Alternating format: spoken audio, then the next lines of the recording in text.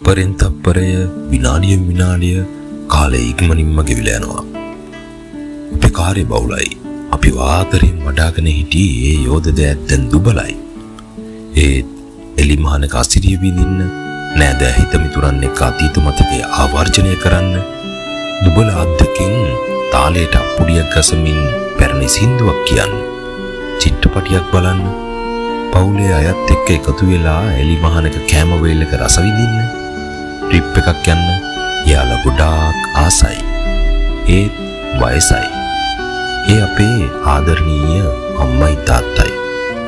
පුංචි අපේ දරුවන්ට අපි ආදරය කරනා වගේම අපේ ආදරණීය අම්මයි තාත්තත් අපිව අසීමිත ආදරයකින් අපිව උස්මහත් කළා.